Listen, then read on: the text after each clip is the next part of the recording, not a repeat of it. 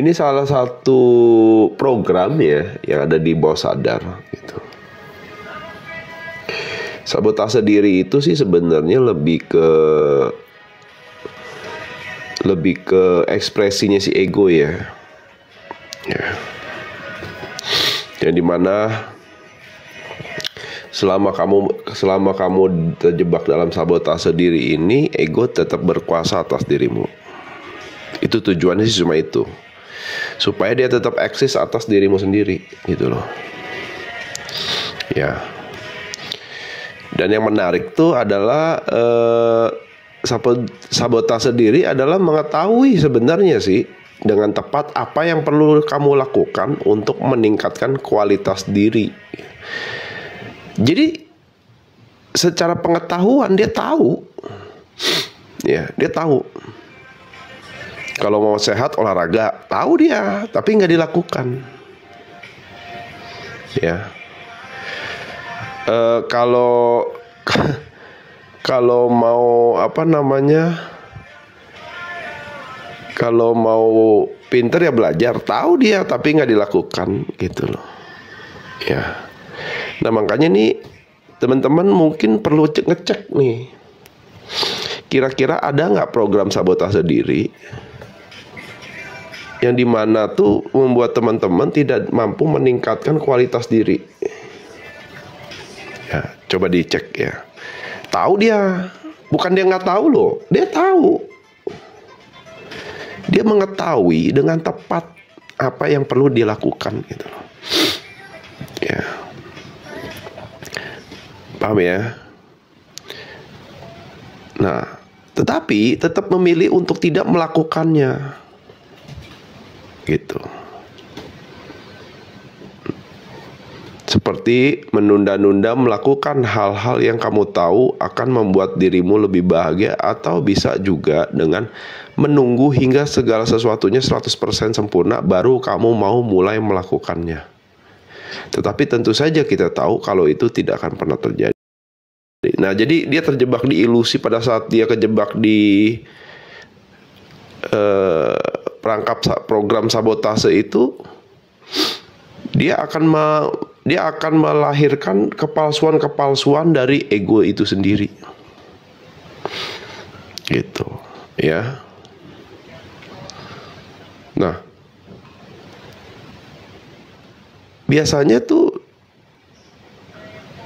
diproyeksikan lewat menunda-nunda melakukan hal-hal yang kamu tahu akan membuat dirimu lebih bahagia, tapi tetap aja nggak dilakukan gitu loh. Ya, penyebab sabotase diri apa kok? Itu self defense mechanism di awalnya. Ya, jadi mekanisme bela diri sebenarnya di awal. Ya, misalnya gini. Kamu tahu gitu loh kalau ngerokok itu nggak sehat, tapi tetap aja ngerokok, ya kan?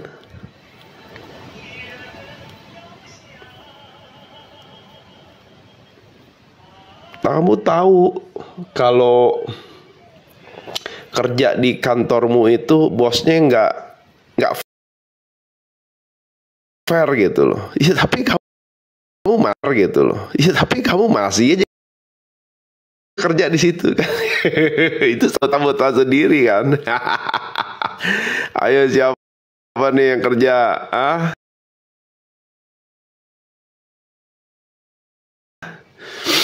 Oke. Ayo, udah tahu.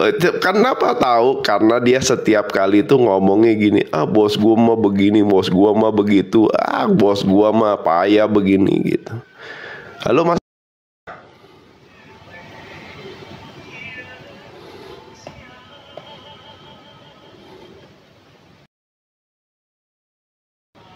Halo.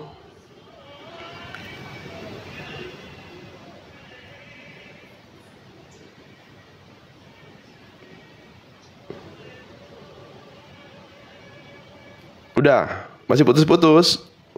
Aman? Oke. Ya. Nah, jadi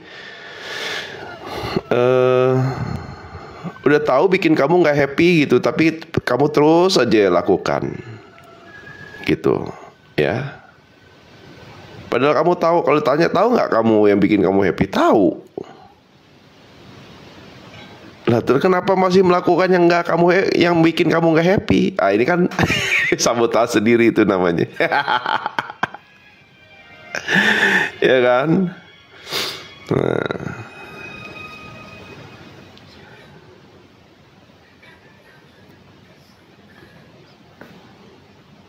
Kalau ketemu, bos gua mah payah begini, pelit lah, apalah, begitulah, beginilah. Lah, kan pilihan di kamu. Kamu yang punya pilihan untuk tidak kerja sama bos itu gitu loh.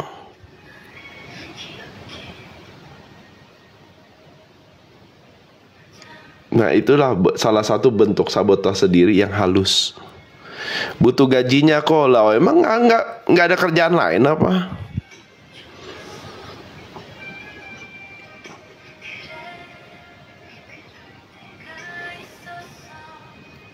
Nah, makanya di situ. Itu hal simpel loh.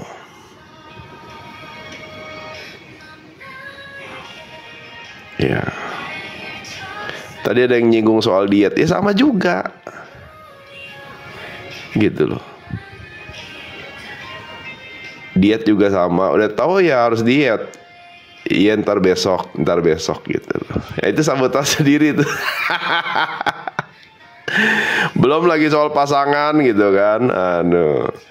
Udah tahu pasangannya KDRT, pasangannya udah nggak respect, udah nggak cinta gitu kan.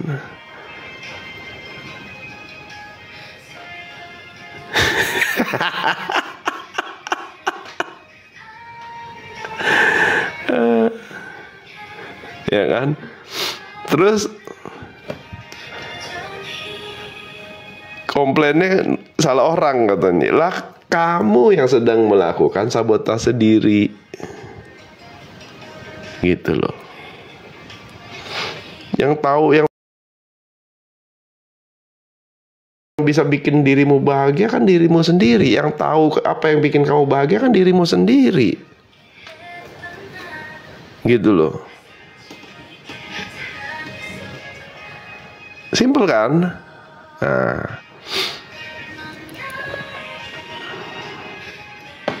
Nah, terus yang kedua adalah apa? Menunggu hingga segala sesuatunya 100% sempurna baru kamu mau melakukannya. Nah, ini sabotase pikiran nih.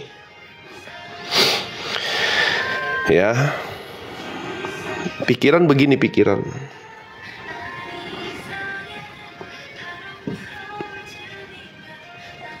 Untuk menghindari praktek, kebanyakan nanya gitu loh.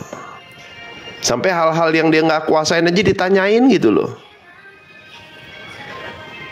Sampai dia mau 100% yakin baru dia mau praktek. Nah.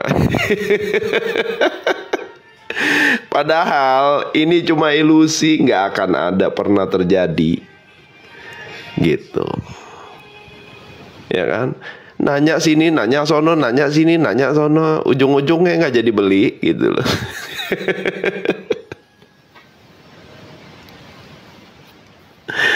Ya, iya ntar gue berubah kalau ada ini. Kalau pasti ada kalau nggak kalau tapi tuh. Kalau tapi tuh biasanya tuh kalau sabotase diri tuh. Gitu. Ya. Kalau mau praktek aja, nggak usah banyak nanya gitu loh. Yang penting udah dapet gambarannya, jalan.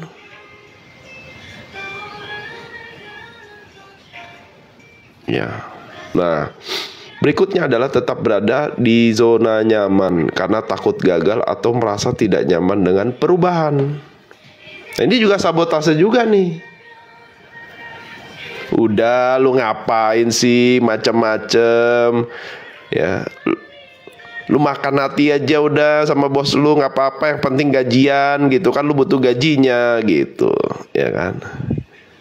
Dia nggak tahu, kena mental, keluar duit juga, habis juga gajinya.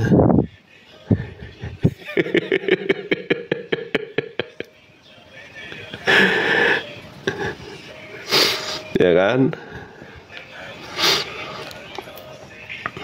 Ya makan tuh gaji nanti.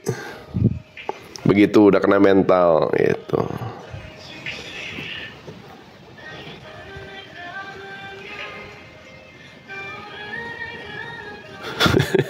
Makan ikan, ya setuju.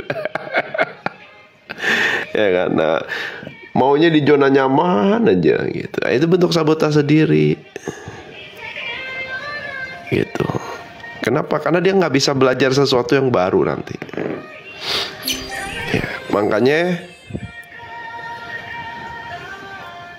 dia akan ketemu yang namanya penyesalan. Nah, penyesalan itu di belakang guys, kalau di depan pendaftaran namanya. Ya. Iya, dia nggak bisa bertumbuh. Thank you Selena. Mana coklatnya?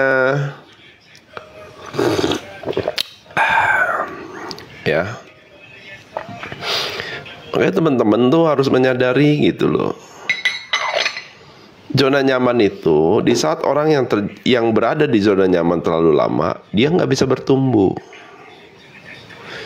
Dan dia kemungkinan ketinggalan kereta. Paham nggak? Iya. Kenapa? Karena dia menolak perubahan. Sedangkan hidup terus berubah. Gak ada tuh yang namanya itu ya, kehidupan yang sama dengan kemarin tuh gak ada. Terima kasih ya. Dan semua itu adalah pola pikir yang mungkin sama sekali tidak kamu sadari. Nah ini jebakan ini, hati-hati. Ini jebakan nih guys. Gak disadarin tuh. Gitu loh. Ngeluh aja lo gitu.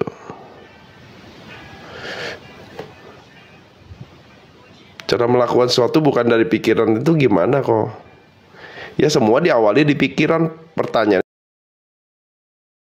pikiran yang ngendaliin atau kita yang mengendalikan si pikiran dalam ngambil keputusan gitu loh.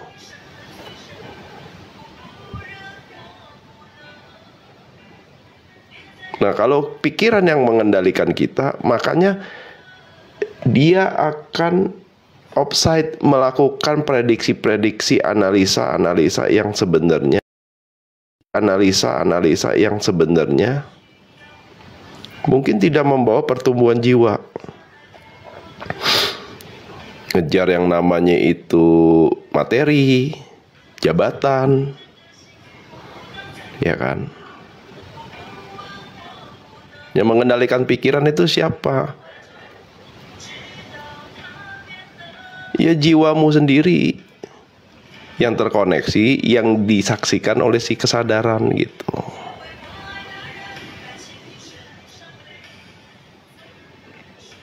Terima kasih.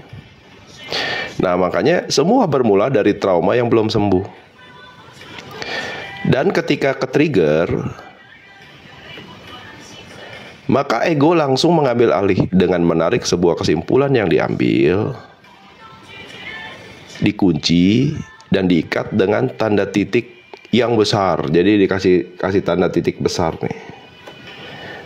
Sehingga menjadi sebuah persepsi yang akan dipegang teguh sebagai realita yang tidak dapat dirubah selamanya. Sehingga jiwamu terjebak dalam fixed mindset. Contoh, hidup itu adalah perjuangan. Ya sudah. Ya, udah fix tuh kekunci. Makanya dia akan berjuang hanya untuk hidup. Ya. Kalau mau kaya harus kerja keras. Dan dia akan melakukan itu, kerja keras itu. Pasti kaya nggak? Ya belum tentu juga gitu. Tapi kerja kerasnya pasti, karena udah dikunci sama mindset itu.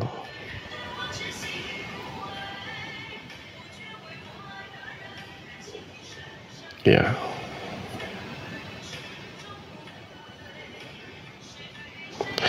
Dan di dalam mindset yang sudah dibuat fix ini, jiwa terjebak di dalam pola pikiran, perasaan, dan emosi yang kerap mengakses energi-energi negatif di level force. Dan jika terus-menerus diulangi, maka ini akan berujung ke ranah destruktif, bahkan peniadaan diri. Nah, ini hati-hati nih. Lama-kelamaan dia akan depresi, berujung ke peniadaan diri karena kehilangan makna. Ya. Kenapa? Karena jiwa itu tidak bisa jadi pengendali atas ego dan pikiran. Malah yang terjadi adalah dikendalikan oleh alat-alat itu. Jadi ego dan pikiran itu sebenarnya hanya alat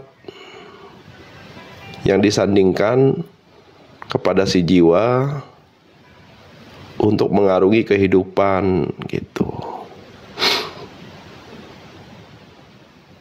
Nah, kalau jiwa belum bisa mengendalikan alat-alat itu, dia tidak bisa terkoneksi dengan percikan Tuhan yang ada di dalam diri. Gitu loh. Jadi dia harus utuh dulu antara jiwa yang sudah bisa mengendalikan ego dan pikiran. Ya. Dan kebiasaan ini akan melahirkan perilaku-perilaku yang makin menegasikan keterjebakan jiwa. Seperti mengingat kembali trauma-trauma dan luka batin, merasa rendah diri, ketakutan dan putus asa, mengeluh, fokus pada kehilangan atau kerugian-kerugian, lalu skeptis dan selalu cemas soal masa depan, membandingkan dirinya dengan orang lain dan sebagainya. Ya, dan perilaku-perilakunya kayak gini nih, lebih kurang nih, di saat jiwa itu sudah terjebak. Nah, pada saat terjebak itu, ego dan pikiran senang, makanya dia meng-create satu program sabotase. Supaya apa? Supaya ego dan pikiran tetap menguasai si jiwa gitu.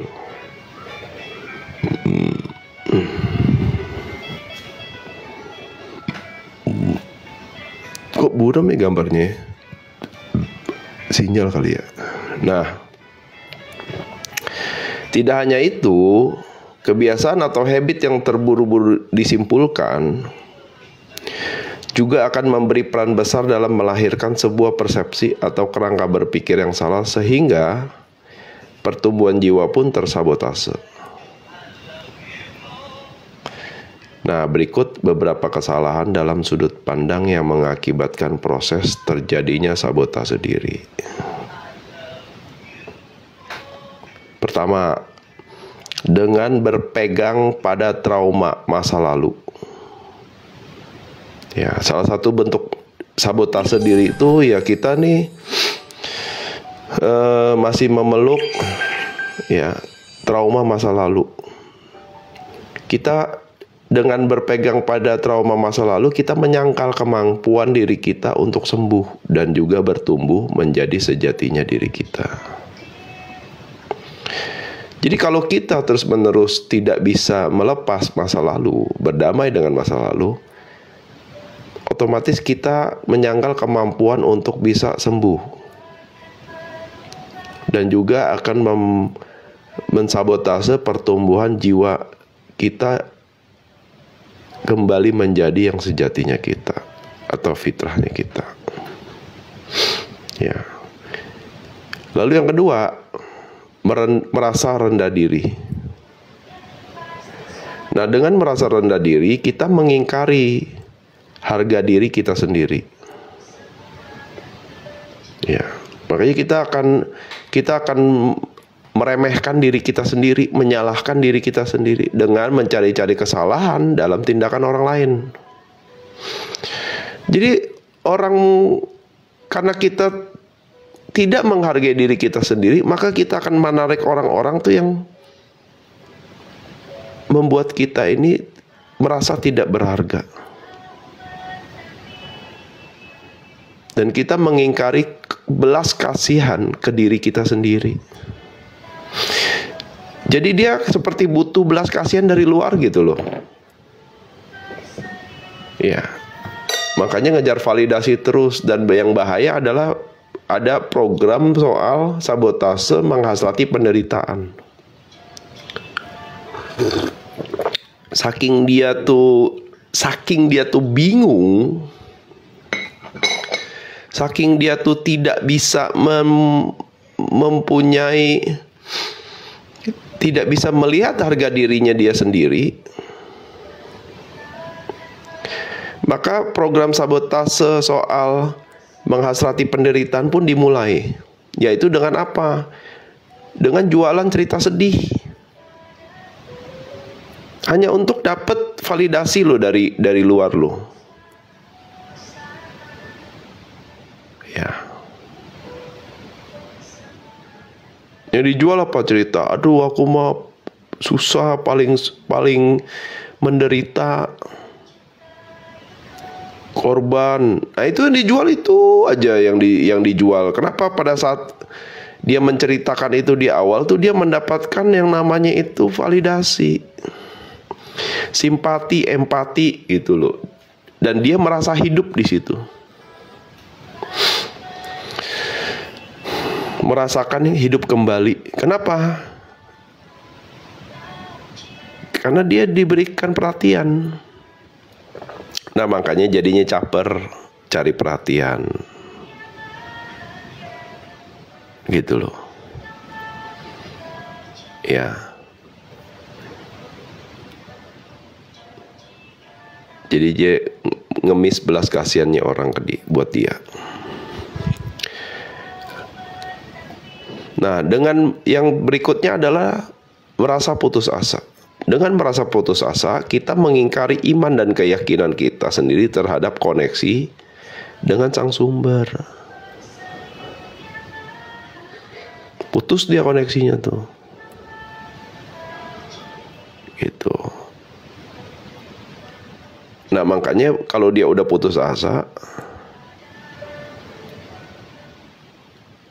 dia akan berpotensi melakukan yang namanya peniadaan diri. Udahlah, udah putus asa, udah gak ada makna hidupku. Mendingan aku selesai aja. Nah,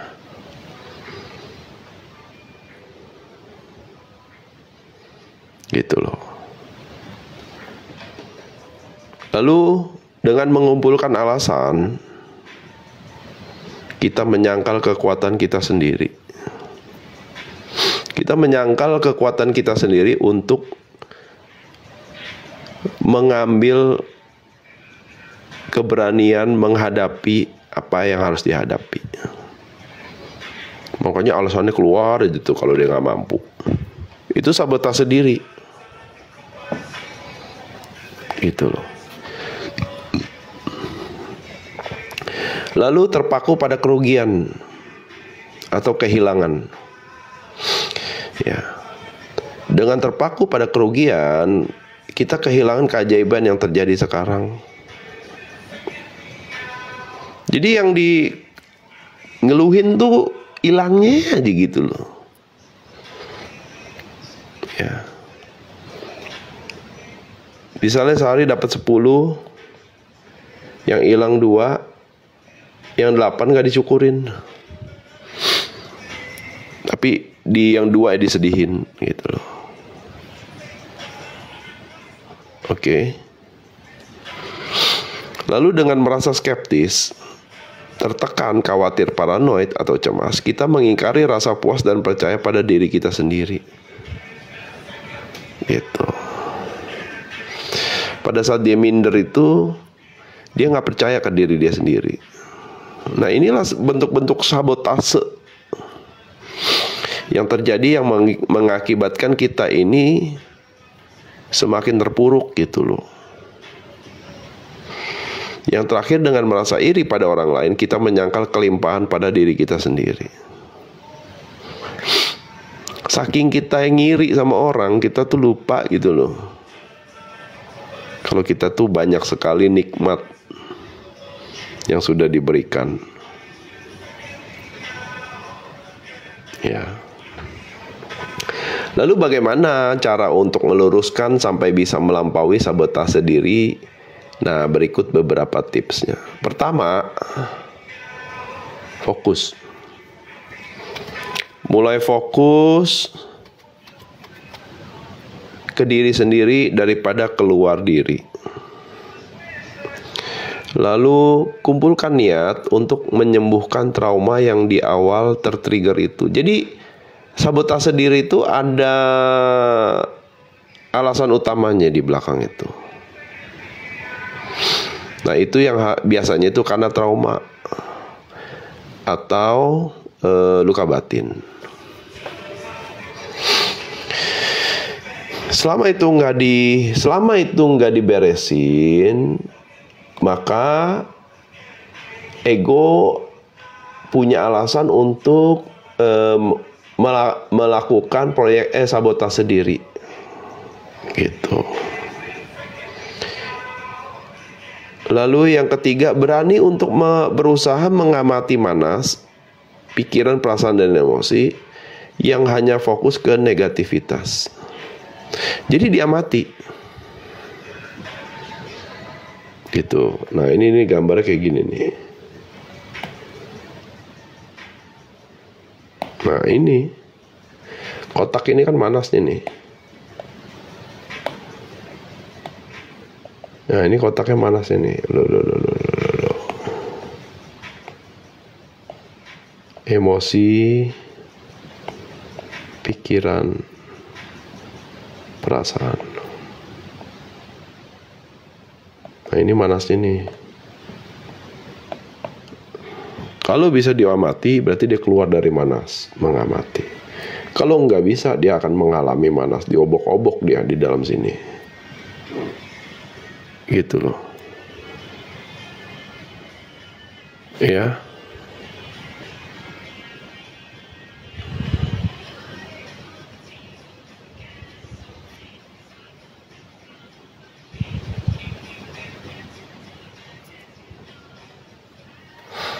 Nah, yang berikutnya adalah belajar mengendalikan fokus dengan memperhatikan nafas masuk dan juga keluar.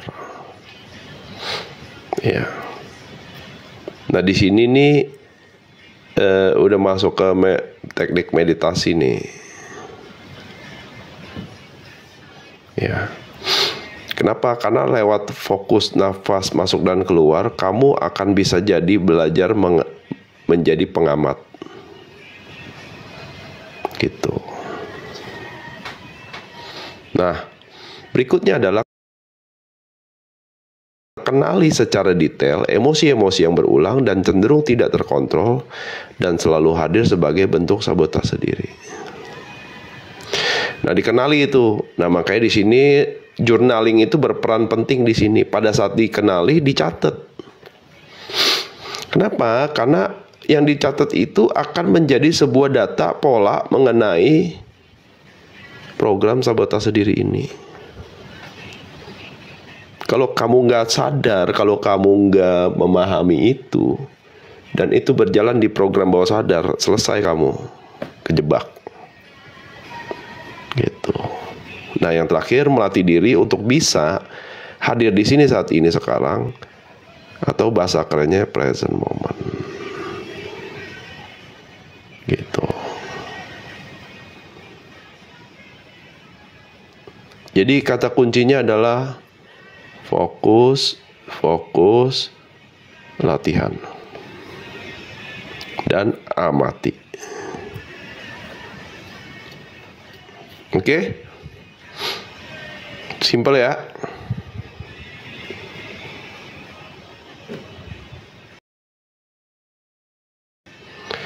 Nah, yang terakhir adalah jadi ya pikirkanlah apakah kamu terpenjara oleh pikiranmu sendiri dan apakah proses sabotase diri itu dialami. Apakah kamu sedang di posisi menjalankan program sabotase diri atau enggak? Nah, itu dikontemplasikan. Gitu loh. Coba direnungin gitu loh. Jika ya, ambillah tanggung jawab dan akui gitu loh bahwa kamu telah memenjarakan dirimu sendiri gitu. Diakui dulu, salah ya ternyata ya. Ya. Namun ketahuilah bahwa kau selalu memiliki kekuatan untuk membebaskan jiwamu sendiri dengan belajar dan praktek. Mulai dari akui, terima, pahami, dan lampaui. Gitu loh. Sabotase dari luar juga ada kan. Ya dari luar itu kan yang narik dari dalam diri. Gitu. Oke. Nah, jadi simpelnya seperti itu sabotase diri itu. Bisa dikenali, bisa diamati, ya. Bisa dipahami, bisa dilampaui. Gitu. Asal kamu itu punya datanya, punya mengenal polanya. Kalau enggak, hanyut kamu. Anxiety nggak jelas, overthinking nggak jelas, insomnia, wah.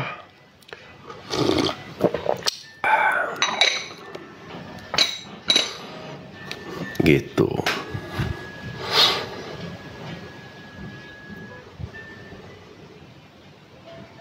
Nah, jadi semua itu kembali lagi gitu loh. Kamu pernah nggak merenung? Pernah nggak kamu tuh kontemplasi? Untuk apa? Mengenali program-program yang ternyata loh, saya nggak sadar loh ada loh gitu.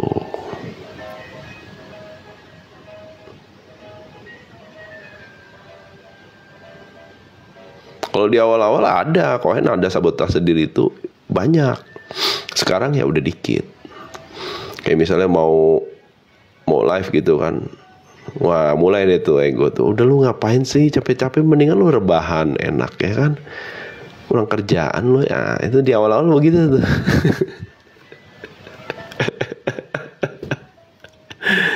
Ya kan. Nah, tapi ya seninya di situ. Kalau nggak ada ego ya jiwa nggak bisa bertumbuh. Makanya ego nggak bisa dimatikan. Ego mati, kamu mati gitu loh. Kamu pasti nggak bisa bertumbuh. Nggak ada yang menggoda dan menghasut gitu. Ngerti nggak? Ya. Jadi banyak sekali pola yang bisa dikenali. Program-program yang bisa kamu pelajari. Yang penting step-stepnya benar gitu loh. Ya. Kalau stepnya udah benar, keluar dia. Pasti bisa dilampaui. Karena apa? Karena pada saat kamu itu niat, kamu bisa mengendalikan si pikiran untuk memetakan realita. Jadi semua itu bisa dipetakan nih. Dualitas tuh bisa dipetakan, benar salahnya di mana, terus apa yang harus dikoreksi gitu. Program apa yang membuat saya masih single? Nah, itu dicek. Jangan-jangan ada sabotase. Oh, saya harus punya pasangan yang begini, ya kan? Saya harus punya standar yang begini. Nah, itu bisa jadi sabotase diri gitu. Kenapa? Karena dia terjebak di mana? Di fixed mindset. Mana tadi fixed mindset tuh? Nah, ini. Ya kan? Banyak. Dulu saya ada customer cantik, punya toko, tapi dia punya program saya harus punya pasangan di atas saya. Lah, Cohen ya gitu ya. Lu umur berapa? Hah? Emang lu umur berapa? Umur 42. Nah, umur 42 cewek. Lu cakep sih. Ya. Tapi lu nggak realistis gitu. Kalau lu mau cowok yang tinggi, yang lebih dari lu, ya ngapain sama yang 42 kayak lu gitu. Tuh Cohen tuh dulu tuh. Aduh, nyablak aja pokoknya. Tapi mikir ya. Sial lo katanya. Ya tapi lu bener gak? Iya juga sih katanya. Ya kan, mendingan kalau gue jadi cowok yang sesuai kriteria lu, ngapain gue nyari yang 42, nyari aja yang 17 gitu loh. Nah, kena kan dia. Mikirnya, iya juga ya, kupret ya. Nah, udahlah kalau soal duit tuh yang penting cukup lu happy gitu aja. Ya nggak tahu ya sekarang udah lama, nggak tahu udah married atau belum gitu.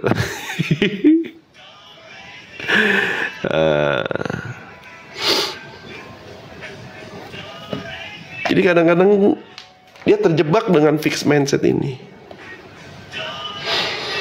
Sampai dia lupa tuh tidak bisa melihat keadaan sudah berubah.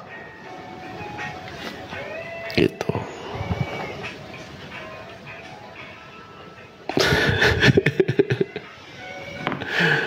Contoh lo ya, perumpamaan. Nah itu kan salah satu bentuk sabotase diri sebenarnya. Tahu nggak dia? Tahu dia. Jangan kira dia nggak tahu loh. Dia mengetahui dengan betul gitu loh. Dia mengetahui dengan betul, tapi dia nggak mau gitu. Dia nggak mau mengkoreksi itu.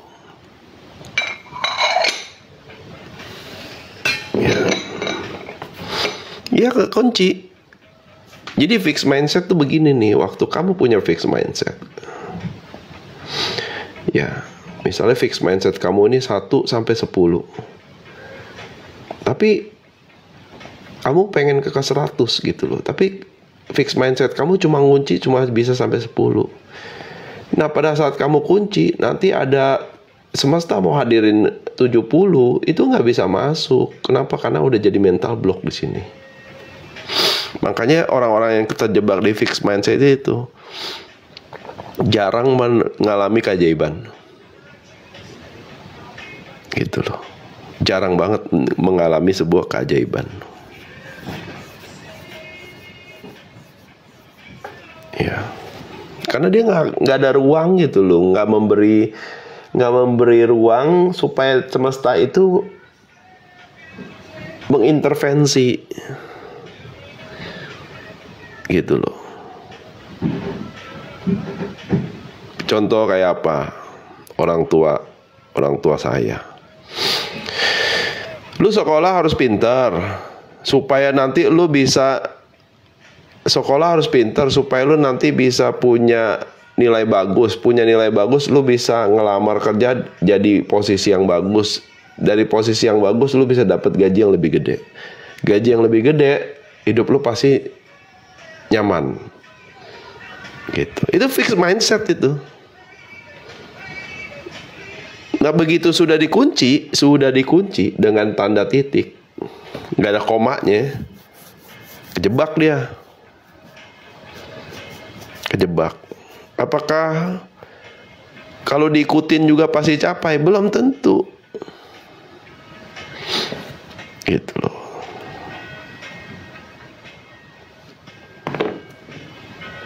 Nah, makanya belajar kesadaran itu supaya kamu menyadari emang potensimu apa gitu loh. Nah kenapa nggak mulai dari situ? Gitu.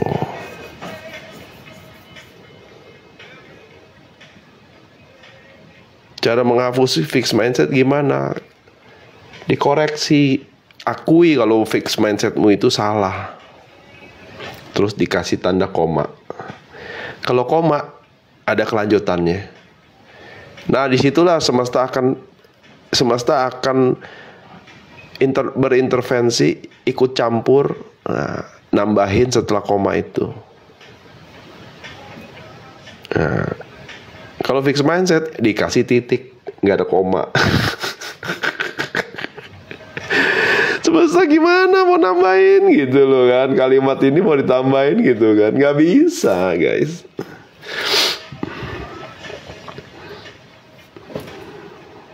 Ya kan? Iya kayak PNS. Dulu kan PNS itu kan wah banget ya kerja status PNS. Kayaknya jaminan mutu lah ya. Sekarang waduh, mikir juga ya kayaknya. Ya. Nah,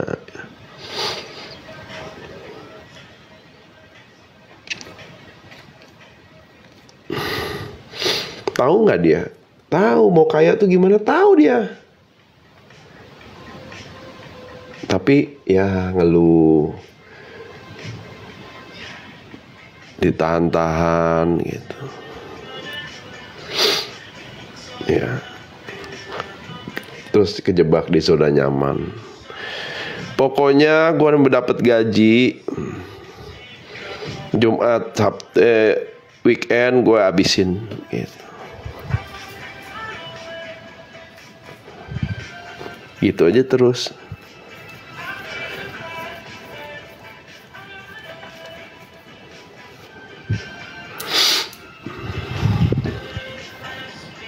Ya. Oke, nangkap? Nih buat anak nih ya, saya kasih masukan, saya belajar ngamatin dari teman saya, anaknya teman saya. Jadi prinsip orang tuh dulu begini, prinsip orang tuh dulu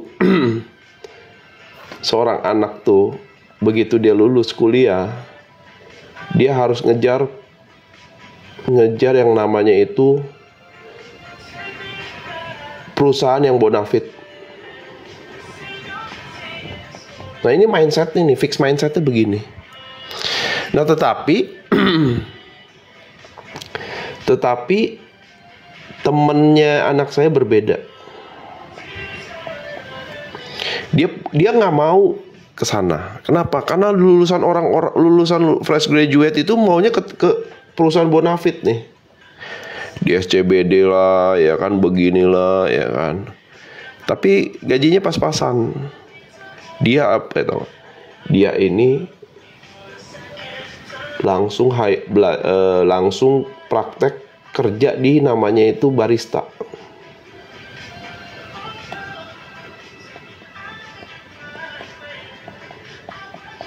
Tapi dia punya plan. Barista A misalnya.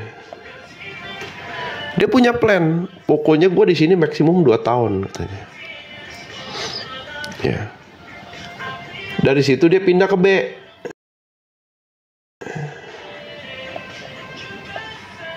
Naik dong gajinya kan. Ya karena udah punya pengalaman gitu kan. Ya. Begitu dia udah punya pengalaman, kerja lagi 2 tahun dia udah ke C. Jadi supervisor. Karena dia punya modal pengalaman 4 tahun dan juga dia punya referensi dari kerja di 2 tempat berbeda. Begitu dari C kerja lagi 2 tahun. Udah jadi manajer dalam 1, 2, 3, 8 tahun. Nah, orang yang kerja di sini 10 tahun juga masih aja belum tentu bisa naik gitu loh. Ya kan? Kenapa? Karena untuk naik dia harus S2, dia harus S3 gitu loh. Lah ini enggak, by experience nih. Sekarang dia kerja di mana? Coffee shop di Australia. 10 tahun guys. Umur 30 udah jadi manajer. Ya, udah jadi manajer di coffee shop di Australia. Bayangin. Orang di sini 10 tahun masih makan gaji aja udah. Belum tentu ada masa depannya. Ya, paham ya? Satu praktek, satu nyari zona nyaman. Tapi dia udah punya plan ini, dari awal udah ngomong. Sekarang udah di luar negeri, udah di Australia. Umur baru paling 30. Itu baru barista loh. Kalau dia kerja di tempat bonafit, terus dia jenjang kayak begini, udah ngeri tuh. Orang Cohen aja dulu aja SMA, bisa punya anak buah, jadi manajer, bisa punya anak 2, S1, S2, bayangin nggak? Kan lucu ya. Ya kenapa? Karena praktek. By experience, bukan by education. Enggak kuliah, saya nggak kuliah. Orang mama saya tuh nggak cukup duitnya. Sampai saya berantem dulu. Padahal di sekolah itu saya itu nilainya paling tinggi satu sekolah. Di SMA tuh ada 9 kelas. Saya paling tinggi dan cowok satu-satunya. Gitu loh. Kan dari 9 kelas itu kan diambil top 3 kan, 3 itu kan. Nah, jadi dari ada 27 anak nih. Ya. Yang pertama itu saya. Sisanya 26 cewek semua. Lucu loh waktu itu sudah cowok sendiri loh. Aduh, kocak banget. Waduh, mama saya sampai bingung katanya. Ini lu gak salah, iya. Gitu. Nah, habis itu mau kuliah kan ya. Kalau kuliah kan biasalah ada rekomendasi lah ya. Jadi ada courting lah, ada diskon.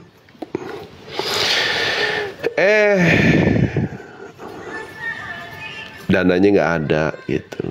Ya udah deh, berantem sempet ngambek, lucu ya. Nah, lama-lama ya pikir kasihan juga ya.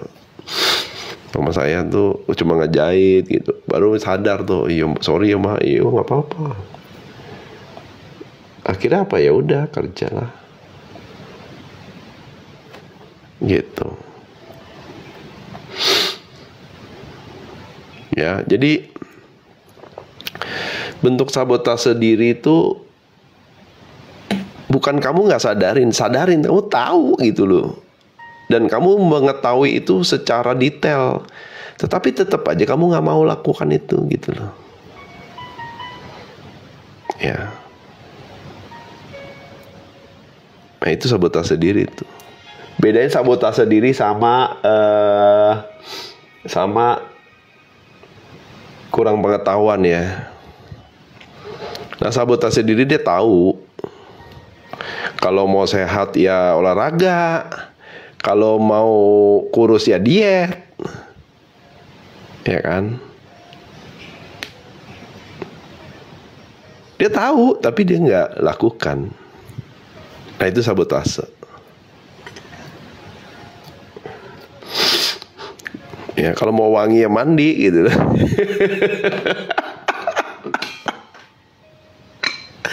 Ayo, siapa yang malas mandi ini? Nah, itu sabotase sendiri itu.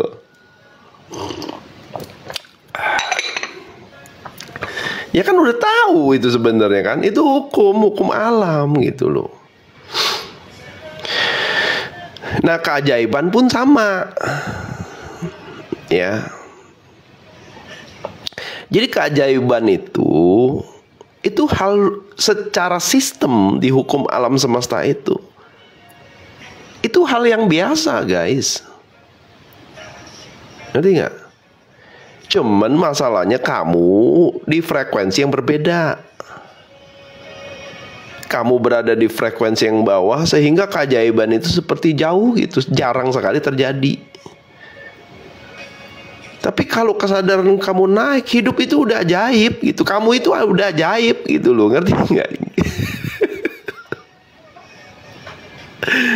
Gitu loh. Kamu tuh ajaib gitu. Jadi kamu begitu masuk ke frekuensi itu, selaras dengan semesta, keajaiban itu hal biasa. Karena itu sudah fitrah gitu loh. Ya. Nah kadang-kadang ya kita berada di frekuensi yang jauh gitu dengan frekuensinya semesta.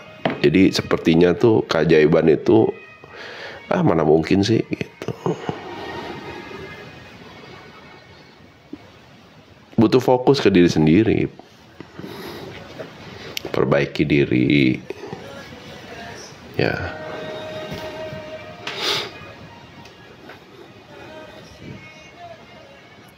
Oke, clear ya.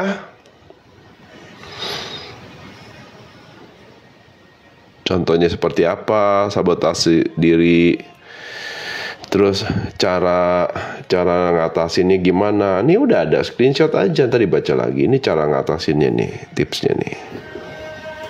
Nih, sorry yang ini. Nah, screenshot lah, dibaca tapi gitu. Malah sholat apakah bentuk sabotase? Iya juga loh, bisa juga.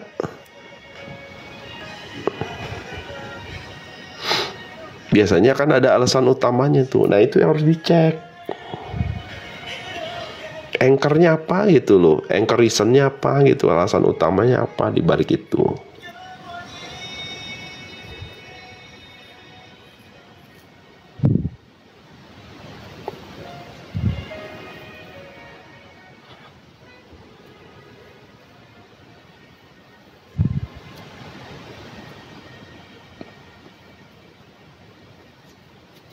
Di YouTube kan belum tahu dibahas nggak. Nah itu juga salah satu bentuk sabotase tuh. Ntar juga ada kan di sini. Ntar juga gampang lah. Tinggal baca gitu. Udah screenshot ini. Tapi nggak pernah dibaca. Nah itu bentuk salah satu sabotase sendiri gitu loh. Ngerti nggak? Tahu nggak? Tahu. Coba kalau ke roomnya Kang Abu, tahu dia. Kang Abu jelasin tahu dia, tapi praktek nggak? Enggak. Nah itulah salah satu bentuk sabotase diri yang saya maksud. Jadi ya beda ya, orang nggak punya pengetahuannya sama orang yang sabotase diri gitu. Ya kan? Iya sama juga, selalu menggampangkan gitu loh. Jadi karena dia terlalu menggampangkan, jadinya dia tidak melihat sisi resikonya gitu. Nah, kadang-kadang gitu kan. Di save, di download videonya, ditonton nggak? Enggak. Tapi kalau mau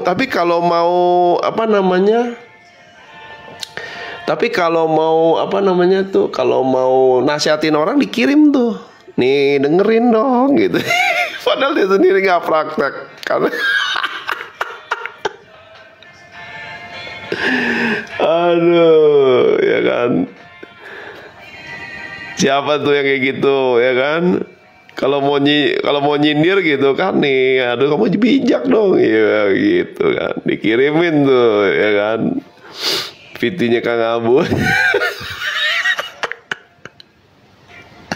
Padahal yang ngirim nggak praktek juga kan, sabotase sendiri tuh salah satunya gitu, karena nggak praktek, ya.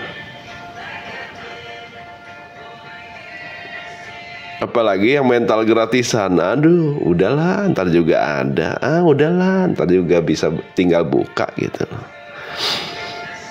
Ntar kalau udah mentok baru dia tuh aduh, kewalahan dia, bingung dia.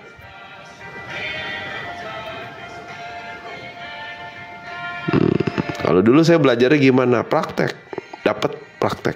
Kalau belum bisa praktek, ditulis. Schedulein kapan dipraktekin. Gitu.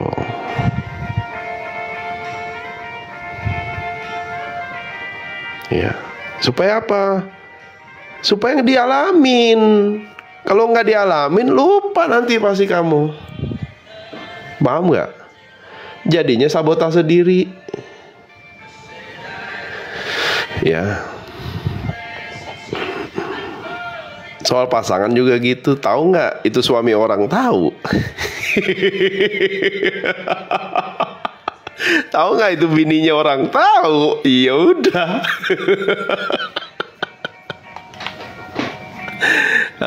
Ya kan? Itu sabotase diri namanya. Ya.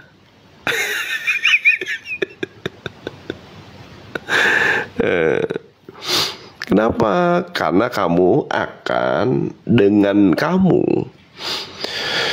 merasa skeptis, merendahkan diri, merasa rendah diri, kamu maka akan mengingkari belas kasihan ke dirimu sendiri. Gitu. Ya, paham ya?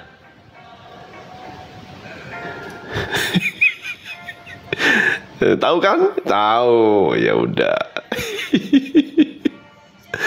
Itu sabotase diri loh, hati-hati loh. Karena dia akan narik lagi, ngulang lagi gitu loh. Terjebak dalam sabotase itu. Selingkuh itu self-sabotage. Iya. Kan udah tahu itu salah. Terus ngapain? Kan ada cara yang benernya. Udah cerai, dia cerai, ya baru deh. Kan nggak, jadinya nggak salah. Sesimpel itu.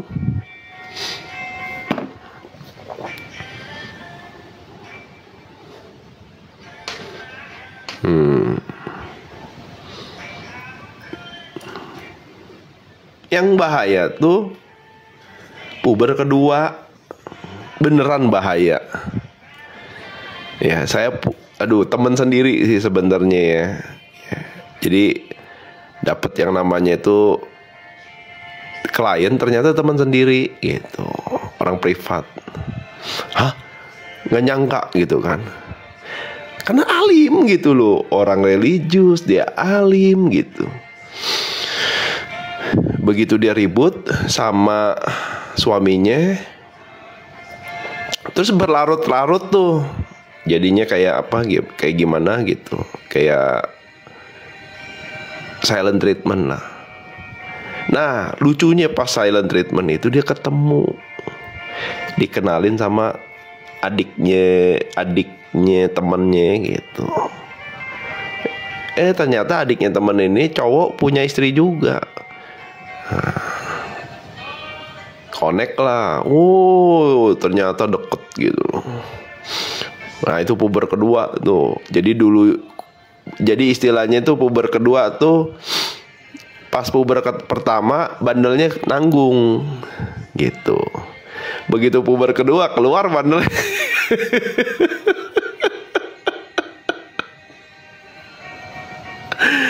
Aduh, wah itu bahaya tuh.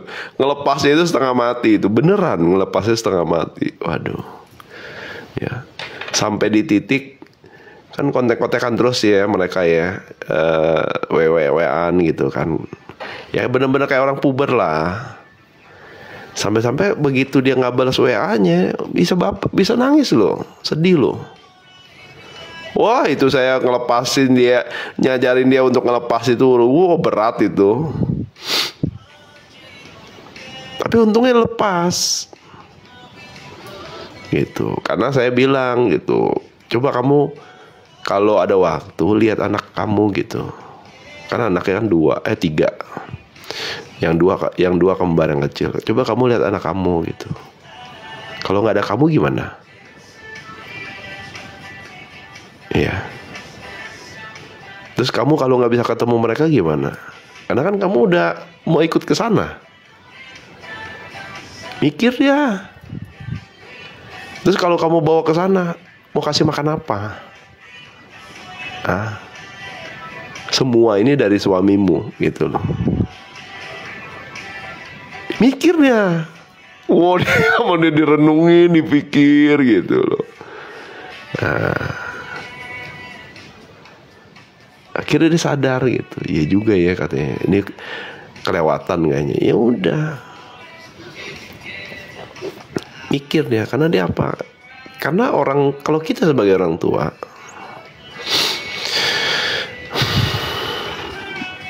saya akan narik tuh, ya udah, lu nggak mau berusaha demi diri lu, ya lu berusaha demi anak lu.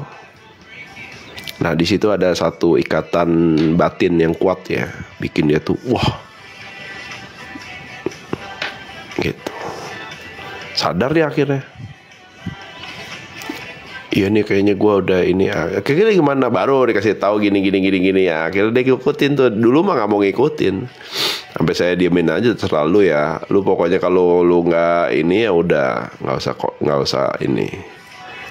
Lanjutin aja gitu kan, gue nggak rugi, bodo amat. Ya makanya muncul setelah lihat anak. Makanya saya bilang, lu kalau ada waktu lu perhatiin anak lu. Lu batinin gimana tuh kalau lu harus pisah sama mereka. Gimana perasaan mereka kalau dia melihat lu tuh sebagai sosok yang jahat gitu loh, yang curang. Mikir dia langsung. Mikir. Nah, ada dari situ. Nah, salah satunya begitulah ya. Namanya sabotase diri. Dia tahu nggak itu nggak baik? Tahu, tapi masih dilakukan. Gitu. Jadi hati-hati.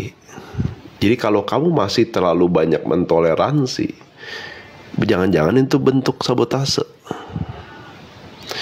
Ya, jadi toleransinya itu nggak ada batasan gitu. Itu hati-hati loh.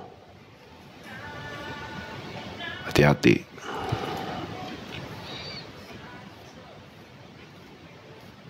Oke, yang mau naik request ya.